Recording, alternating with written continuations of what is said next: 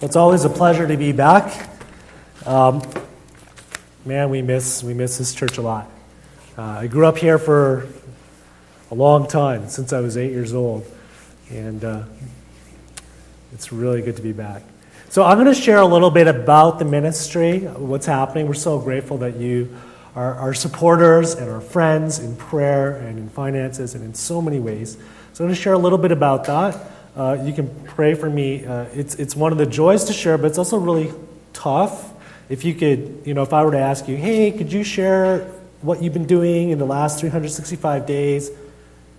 Go. It's like, whoa, that's a lot. So there's that. And then I'm going to share a little bit about something that's been close to my heart recently, this topic of friendship with Jesus. So as you know, in Calgary last year, there was the flood. As well as this year, there was a pretty fatal stabbing at the University of Calgary. So I really do want to thank you for all your prayers and support in that. The stabbing itself was quite shocking. It was like at the beginning of finals week. So there actually were no classes. You can read about it. You've probably read about it. It's very bizarre. And so there was a sense for a lot of students, like some students didn't even find out about it until a couple days later. Because sometimes during finals week, there's no classes. There's no place to kind of meet. So we were desperately calling. We have a number of students that live in that neighborhood. We were trying to figure out if was anybody at the party. None of our students were at a party. But it really threw our students for a loop. I mean, they're like, these are, it wasn't long before we found out people were classmates, or they knew somebody who knew somebody. At least two of them worked in kind of the shopping complex right next to where I live. So that's kind of like the local Safeway kind of I shop at. I'm like, oh my goodness, this guy could have been a bag boy or whatever. So we're grateful for that. You can pray for Calgary students still as they go through that. Pray for InterVarsity students. We don't long for disasters to happen, but when something happens, I really long and hope that Christian students would be able to be the hands and the feet of Jesus, to be able to express love and care and concern. And I longed for that so much more with the flood and with this, and there was different instances happening. Pray for the Christian students at university that they would have that attitude more and more. It's so easy in North America just to be like, hey, I'm okay, and the people I know are okay, so then everything's okay.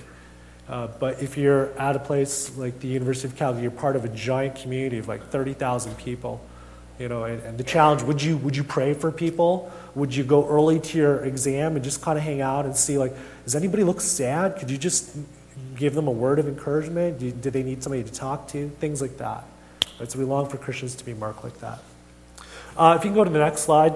This is mostly our staff team. There's one person on this who's not our staff team. It's the girl in the white shirt and the cardigan. But everyone else is on our staff team, and there's 2 more people who are missing from this. And so God has added to our number.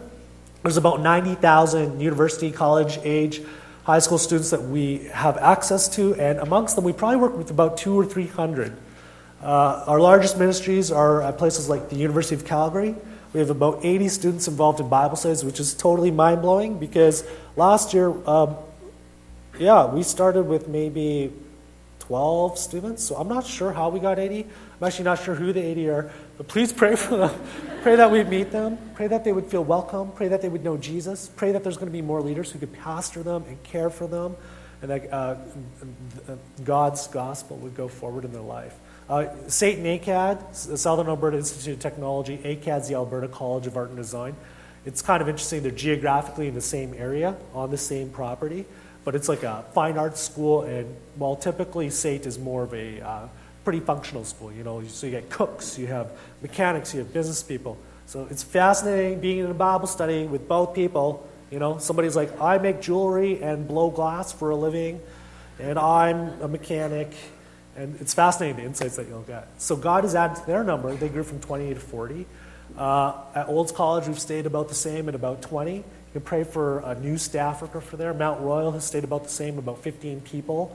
We also don't have a staff worker there. And our high school ministry in Brooks and Dutchess is about 20 as well. So my job actually is I'm the director, so I'm supposed to oversee the ministry. And my primary job is to disciple, the staff and to give them vision and training for expansion of ministry and all sorts of things. Because we're short-staffed, like we don't have a staff at Mount Royal, we don't have a staff at Olds, I'm acting as the local staff. So I have like 3.5 jobs. I'm trying to get down to 1. So pray that God would send some people. But it's a lot of fun. I'll give you one example. I'll tell you a quick story. Can you turn the slide to the next one? Cool, thanks. Let me tell you about unexpected friendships. So I'm going to tell you the story of Jessica. This is Jessica Funk. I disciple about 12 people a year. Staff usually disciple between 6 and 8 people. I disciple a combination of staff and students. Jessica's a student. So let me tell you about the last 12 months I've interacted with her. I sort of knew of her for about 2 years. She was dating somebody who was on our leadership team. And then over last summer, my staff partner and I were praying about how should we lead Bible studies? How are we going to do this? So I'll lead some, I led some ones that were like 1 hour, some that were 3 hours, some that were really intense on like the Gospel of Mark. We led some really low-key ones, like 45-minute kind of look at a movie clip and talk about a spiritual conversation. So here's Jessica, and my staff partner said, Jessica would be somebody good to partner with. Maybe you and her should lead a fairly explicit gospel study. Like this is a Bible study for non-Christians, and you just go out into the U of C, University of Calgary, and just say, hey, I'm a Christian. Are you a Christian? Do you want to go to a Bible study? Okay, great. This is not the Bible study for you. You should go to this one. You're not a Christian. We would love to have you come to our Bible study. So we started this Bible study for non-Christians. And we were praying. So we meet every week to pray. We meet every week to work on the material. We meet every week to sort of talk about where are we going to invite people. Like we literally would just walk around U of C, sometimes with shirts or like give out drinks or say, hey, you, random person, want to go to a Bible study. And it was quite discouraging. So we probably invited Jessica and I probably invited 200 people. And maybe like 2 people sort of came, but sort of didn't come. And we found our material was, so we were studying this material that was, how can you prove the resurrection of Jesus? How do you know the Bible is authentic? How can you prove that historically? So we had this one girl come. She wasn't really interested in that. Her name was also Jessica, which made it confusing for me. So I had Jessica Curry. And Jessica was mostly interested in drama and arts and movies and Sherlock Holmes and books. And so we ended up talking about a lot of media. Unfortunately, I watch a lot of TV, so I was able to talk for a long time. And then I thought, oh my goodness, you know what? You are interested in what we call a narrative Bible study, the story of Jesus meeting with people. How would you like to do that? She said, okay, sure. So we studied, Jessica Funk and I would meet, and we would pray for this other girl, Jessica, every week. Because she would always have some crazy questions, like, she's like, yeah, I went to this Mormon church once, and there's this thing about like underwear. Could you just answer that? I think underwear is a good idea. You should wear it. Let's go back to the Bible text.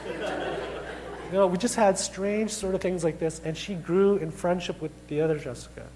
Shortly in January afterwards, Jessica Curry, we had an opportunity to talk to her. She was at one of our camps, and we just said, do you want to be a friend with Jesus? And so this is important. This is the topic of today. Do you want to be a friend with Jesus? And we were cleaning the camp. It was the last day. She's sleeping. She just looks at me and she says, yeah, I really do. She just starts crying. I'm not really a touchy person. So if you know love languages, the language of touch is my worst. So I'm working on it. And she's like, I want to hug you. And I'm like, okay, let's pray. So we pray. And she's like, yeah, I'm a friend with Jesus. It's really cool. She goes home and she's like telling her friends and stuff. And her boyfriend was really upset. Her boyfriend is not a believer, and he said, how could you become a Christian? How could you be so mean to me? Don't you know that if I'm your boyfriend and I don't believe in Jesus, like I'm not going to go to heaven? And so she was really, she's like, what do I do? What do I do? So she came to talk to Jess and I, and we said, it's really tough, but yeah, the Bible actually says Jesus is the only way to Jesus, the only way to God. That's true. Would you like for us to meet your boyfriend? Would you like for us to hang out? He did not want to meet. And so you can pray for Jessica. She has stopped coming to Bible study, right? It's a real live question. What about the people I love? Will they know God as well?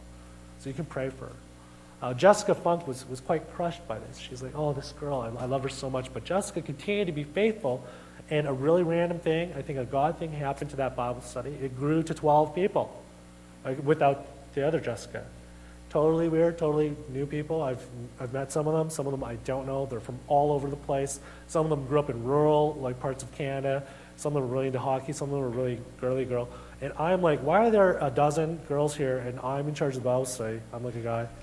And the topics that they chose were very girly. So they're like, what do you think about birth and stuff and, the virgin birth? And I'm like, well, okay.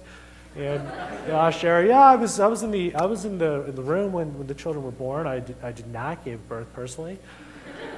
But no, it was quite a blessing. And we're seeing these dozen women kind of grow in faith and curiosity about Jesus. Jessica and I then decided, with a bunch of other students, we went on a global partnership. That's a mission trip. And we partnered with the InterVarsity movement in Eurasia. So that's kind of what the year looks like when I'm with one student. I do that with maybe about 8 students and a few different staff. So that's just to give you kind of an image. If you have a Bible, would you turn with me to Mark chapter 2? Mark chapter 2, verse 13 to 17. Today's topic is on friendship with Jesus. Friendship is critical. Our God is a relational God, and He wants to be your friend. And if you don't remember anything from today, that's totally cool. But the one thing I want you to know is Jesus desperately wants to be your friend. And if you are a friend with Jesus, it's always good for us in any relationship we have to have a little check-in. How am I doing as a friend? Right, let me read this for us. Once again, Jesus went out beside the lake. A large crowd came to him and began to teach them. As he walked along, he saw Levi, son of Alphaeus, sitting at the tax collector's booth. "Follow me," Jesus told him, and Levi got up and followed him. While Jesus was having dinner at Levi's house, many tax collectors and sinners were eating with him and his disciples, for there were many who followed him. When the teachers of the law, who were Pharisees, saw him eating with the sinners and tax collectors, they asked his disciples, "Why does he eat with tax collectors and sinners?" On hearing this, Jesus said to them, "It is not the healthy who need a doctor, but the sick. I have not come to call the righteous, but sinners." My best friend in the world, his name is Peter Benjamin. I met Peter completely by accident. It's partly because I joined InterVarsity. I joined InterVarsity completely by accident. When I was in 4th year, somebody said to me, "You should be a staff worker." I'm like, "What is that? I don't even know. I don't really want to do it. I'm the eldest born son. I should probably get some money or something, do something honorable." Prayed about it, and God said, "Go to InterVarsity." So I went to this thing. I went to this first new staff orientation training. It was the furthest east I'd ever been. We went to Sherbrooke, outside of Sherbrooke, Quebec, I think, somewhere in eastern Quebec. So I get this email that says, "When you land at the airport in Montreal, go to the staircase and wait. There will be people from InterVarsity." Okay? So it's my first time going east, so I see all the beautiful red trees. It's fall. We land, and I'm standing there, kind of feeling uncool. Very, there's a lot of French going on, and I'm like, oh my goodness, according to my diploma, it says I have a grade 12 level education French, because I did here in Alberta. Not so helpful, So eventually we meet these people. People seem to all be friends. They're high-fiving. They're talking about InterVarsity stuff. I'm like, I don't know what's going on. So I see this big guy. His name is Peter. He was big. Peter's, I don't know how much he weighs. He's big. Bigger than me. Round, jovial, loud. Later on, I found out he's half Indian and half Scottish, and he grew up in Africa. So he has this way about him that I'm just very confused. He's confused too, but he's good with it. So I'm like, okay, this guy, he's from Montreal. I don't know a lot about him. I'm not really interested in being his friend. There's like 25, 30 other people. I'm like, well, there's lots of people to make friends here. This person plays guitar. I play guitar. Maybe I'll do some music thing with them. This person is kind of same education background. This person's from the West. Yeah, okay, let's hang out. So I throw my stuff in my bunk in the bedroom, and you know that moment you walk into the camp room and you're like, okay, where can I throw my stuff? That bed's taken, that bed's taken. So I walk in, there's no beds taken, but there's like 8 or 10 bunks. I'm like, this is so weird. It's just am I just in this room by myself? Okay, whatever. So I throw my stuff down, I turn around, and there's Peter standing in the door frame. He goes, well, I guess it's just you and me. And he closes the door, and I'm like, I really need to go to the bathroom or something. Can I get out?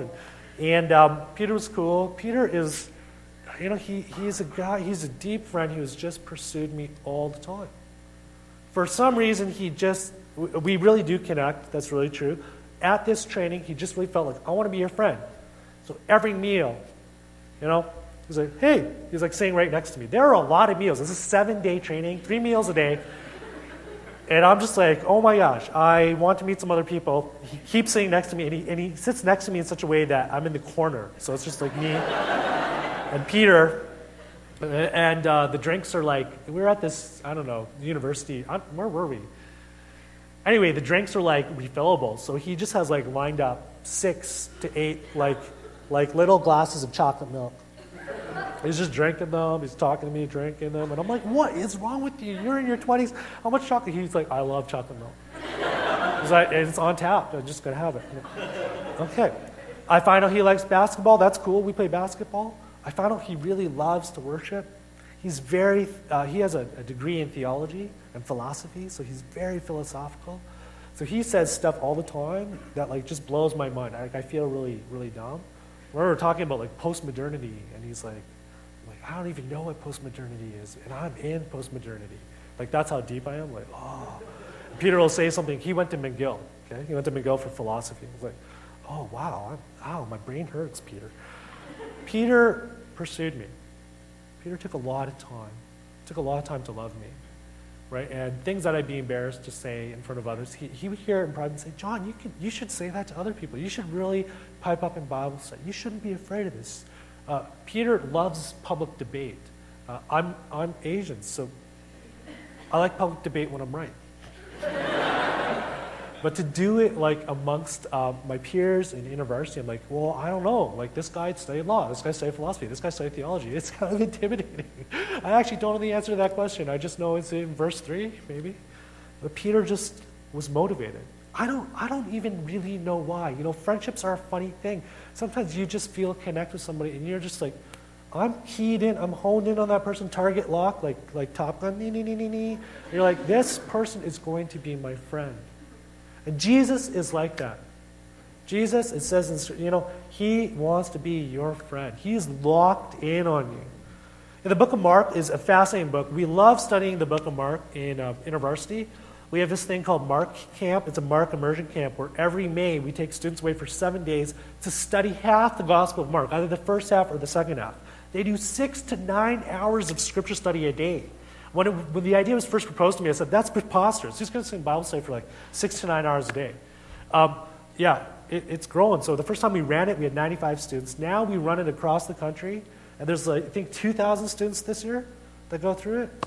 So anyway, Mark, I'm going to nerd out on you a lot. Mark is, his name is John Mark. The book was probably written between 50 and 60 AD. John Mark is really closely associated with the disciple Peter. And his gospel is the first one that's written. 2 of the other gospels are based on Mark's gospel. And Mark chapter 1 has all this usurping language. It's really written to a Roman audience. There's all these words like evangel. Evangel is the name of a messenger in Roman times that would go ahead of the emperor to say, hey, everyone, emperor is coming. You better get in line. You better be a good party because the emperor likes beheading people. He's not really stable and stuff. Get it all together. They're like, oh, the emperor comes, and then the emperor kind of holds court. Says, here's favors or here's things I don't like. So Mark usurps this language a little bit, and Mark chapter 1 is full of Jesus. Well, okay, the evangel is John the Baptist. This guy who goes ahead of Jesus and says, hey, Jesus is coming. Everyone, you need to pay attention. Jesus, the king of everything, is coming. And Jesus shows up in chapter 1 like the new emperor in town. It's totally awesome. You got to study it. And in chapter 1, he also calls 4 new followers, 4 new disciples.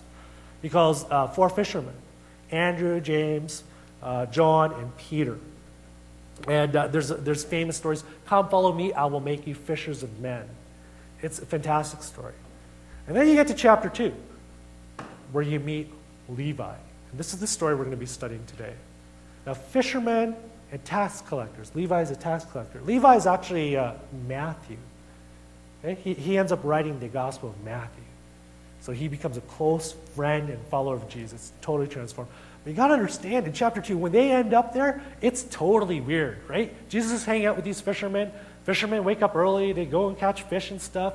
These 4 brothers probably grew up in the same neighborhood. They probably know each other. Their parents probably know each other. They have almost the exact same lifestyle. Maybe they're competitive a little. You caught more fish, I caught more fish. Then one day they're walking along. Can you turn to the next slide? And this is a great picture. Jesus just points at Levi. You, I want you.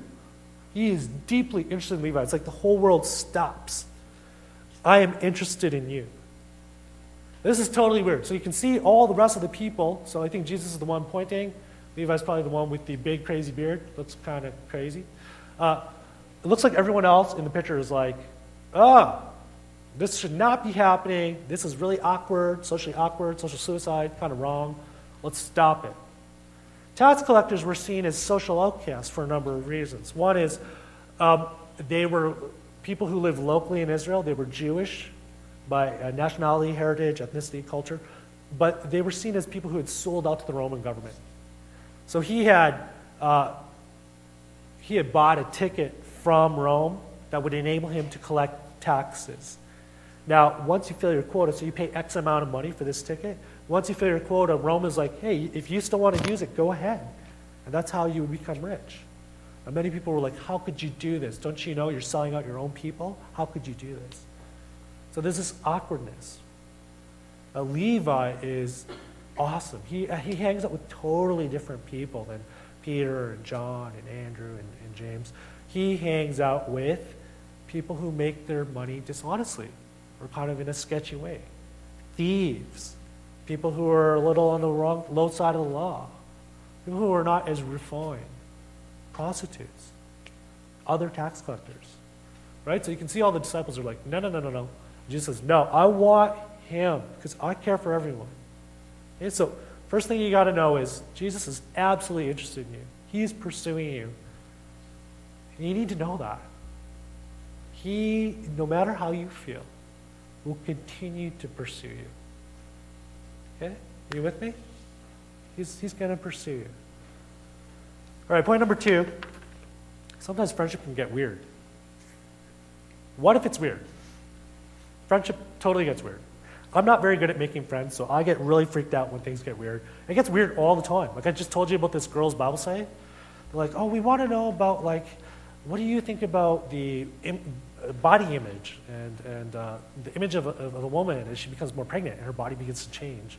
Like, I understand what you're saying. I'm like, do you understand I am a man? And this will be a very awkward response, but yeah, awkward stuff happens all the time. And you have to decide in a friendship if awkwardness is going to be worth it, right? I just went on a global partnership, and on the global partnership, what we were doing in this country is we were doing some English classes. We would say, come and learn some English, we'll make some friends with you. You share some important things about your life. Maybe we hope we can share some important things about our life. Hopefully, maybe even Jesus or about God. So we're in this classroom, and I'm with my staff. One of the staff I supervise, his name is Andrew. There's not really a lot of people. This one guy sits down. His name is Ravan. And this guy is like a complete charismatic jerk. Like, yeah, I won't use a swear word. He's a complete jerk. He sits down. He's like, yeah, here I am. Anyway, I didn't know he was a jerk at this point. So we end up talking, and one thing that's really good to talk about with guys internationally is football, soccer. Just about everywhere you say, do you like football? Yes, I do. Who do you like? This is before World Cup. Who do you think is going to win the World Cup? He chose Germany. I chose England. He was right.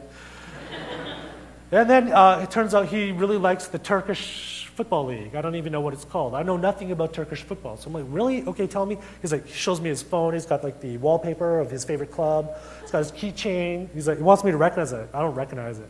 I'm like, wow, cool. So we start talking about football players. We're building some really good friendship. Now, we're actually in a classroom setting, and we're supposed to be talking about a topic.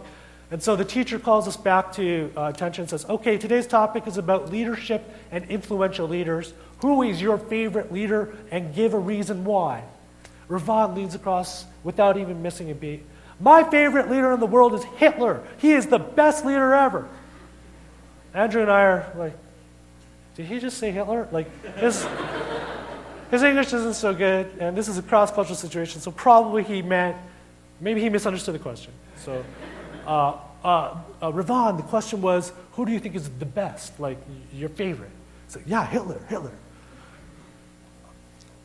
I'm like, look, I have this dictionary. I'm like, I look up the word crazy. I'm like, I think he's crazy.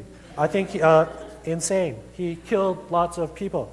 He goes, no, don't worry about the people. Leader got to do what leader got to do. And then he starts telling us for about 20 minutes. He starts lecturing our class about the merits of Hitler's social policies and stuff. Super awkward. What if it gets weird? Yeah, it got weird. It got weird really fast. It turns out Ravon is a very rich kid who never really had a lot of friends. His parents would buy friends for him. He's kind of what we would call in Canada a little bit of a player, a guy who really likes sleeping around. So, after class we're hanging out and he would say, hey, Andrew, want to hang out? Let's go get some prostitutes. Andrew's like, what? No. What? No. He'd be like, oh, okay, how about just some smoke? So maybe do some marijuana? You want some drugs? What? No. What? Okay. So Andrew continues to love this guy for 30 days. This guy continues to creep out every single girl we have in the program for 30 days. The girls come to us and say, Ravon's kind of creepy. The guys are talking to Ravon, being like, hey, man, you can't do stuff like that. That's weird. He's like, meh, he's a charismatic jerk. What do I care what you say? And so we had this fascinating debrief at the end of our trip saying, like, what was that? What happened? So Andrew shares with us this story. He says, on the last night of the banquet, he's like, Ravon comes to him and says, Andrew, for the first time in my life, I have a friend. You're the only person in my life who's honestly been a friend. So Andrew, in his reflection of like what was happening, he was like, it was very interesting. Ravon kept trying to apply almost like subconsciously, like the leadership styles of like Hitler. Like, this is what I want, I'm going to take it. Right? This is the reason why you're dumb, or this is whatever. This is how it goes. Andrew is trying to model Jesus, which is, if you slap me, I will turn the other cheek, and I will love you. I will bring you water if you need water, even if you don't need water. I will seek to protect you and love you. Andrew was an amazing model for all of us about, like, what does it mean to be friends? What if it gets weird? What if it gets weird? In this passage, it gets totally weird. So Levi's like, okay, come on over. Could you imagine how weird it is? Levi sounds like he's pretty good at hosting a pretty good party. Like, there's a lot of people there. And then he's like, oh, there's a religious dude in my house, so I hope it's okay. I hope he thinks it's okay. I hope my friends don't think it's weird that I brought a religious dude. And then, even weirder, these Pharisees show up, and these Pharisees are all like looking down on him. It's such a weird party. What if it gets weird and Jesus is like, I know it's going to get weird, and I'm going to press and lean into this. So I want you to know, Jesus wants to be your friend. It is going to get weird. Don't worry, friendships are always weird. Just lean right in. It's okay. He has your best intentions at heart, and he desperately loves you. He desperately wants to know you. Lastly, can we go to the next point? How do you make friends? I'm not very good at making friends. My wife is very gifted at making friends. Sometimes when we go to church on Sundays, I actually say, Connie, don't make any friends today. And she'll be like, okay.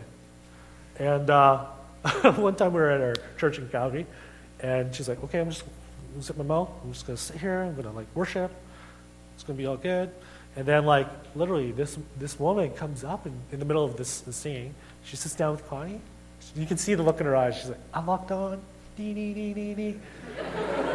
And like Connie's like, I just know. She's going to make a friend.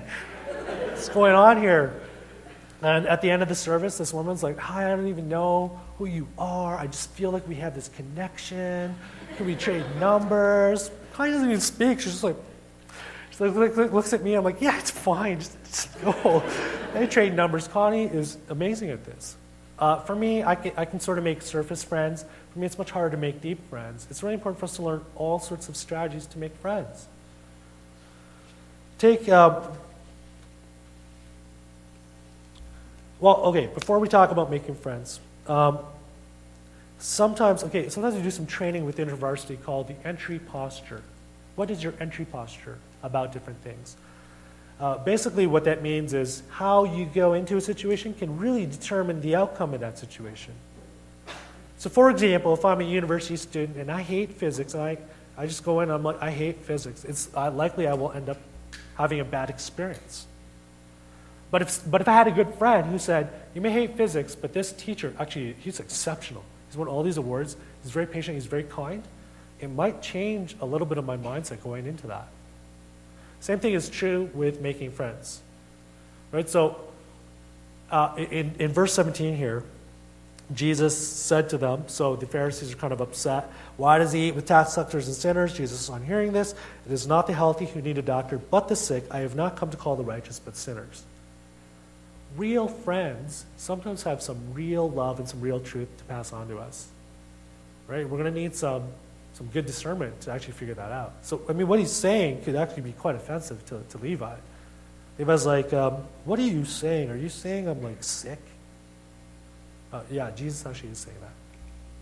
So, entry posture, Levi seems to have some sort of entry posture to say like, I think Jesus might have something. I think he might have some words for me or some love for me, which is extraordinary. If the average person came to your house and you're having dinner and you just heard them indirectly or directly, they just said, I've come here because you're sick. You'd be like, you can leave now. You'd be offended. Your entry posture. So you gotta really ask, like, does this friend have something to say to me?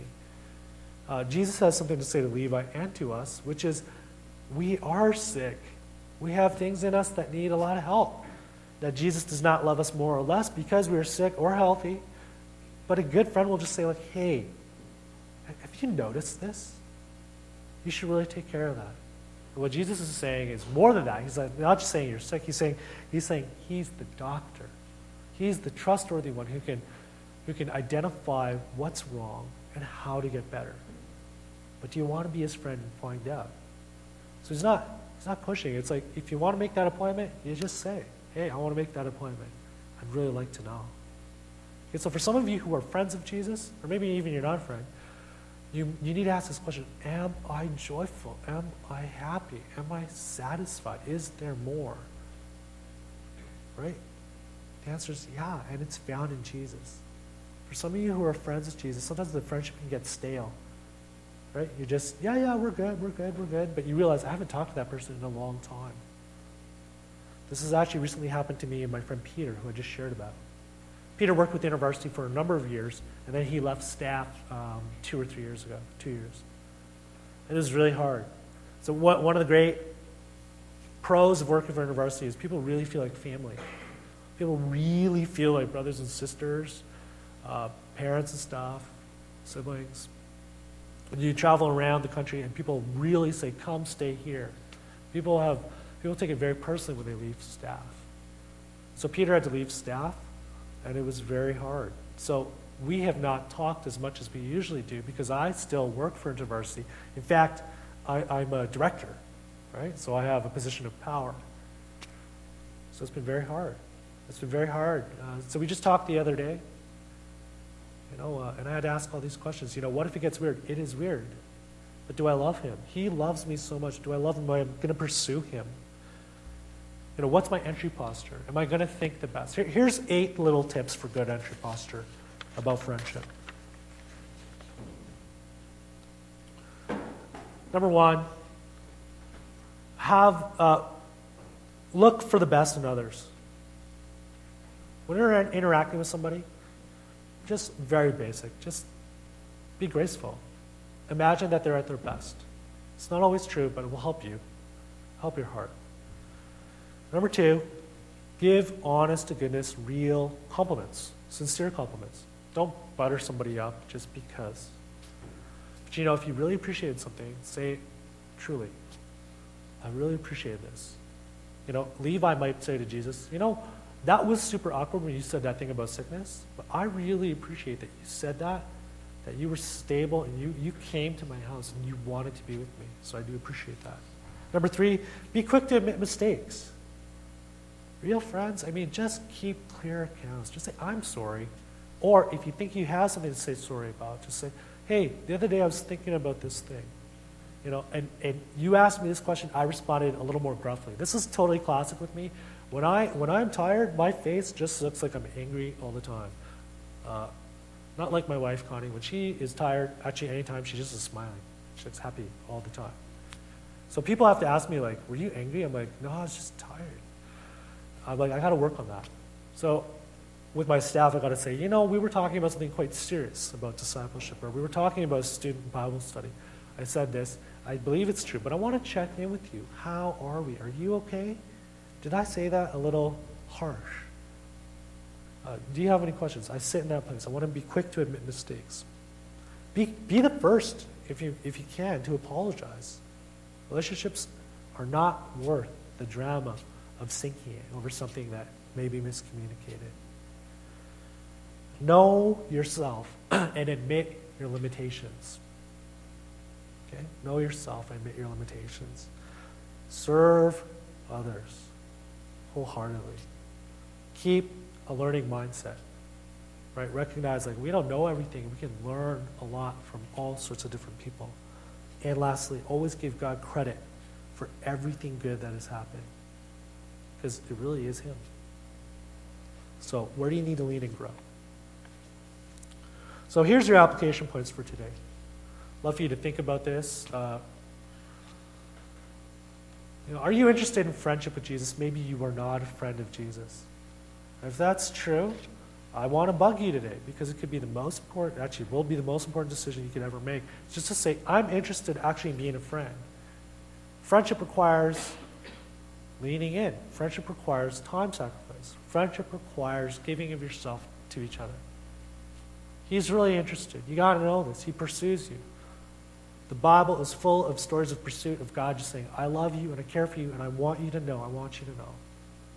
Number two, what makes it difficult for you to consider friendship or deeper friendship with Jesus? For some, it's time. For some, it's awkward. It's weird. There's a lot of students I work with who would say, it's difficult for me to imagine I'm sitting across from Jesus. Like, it feels like imaginary. What's happening here? That's about faith. The same thing could happen to you if you're doing a Skype call or a phone call with a friend long distance. You're talking to them, but you actually don't see them. You just got to believe they're actually talking to you. If you don't, we can talk. But yeah, have faith. Friendships involve risk. So go for it. You won't be disappointed.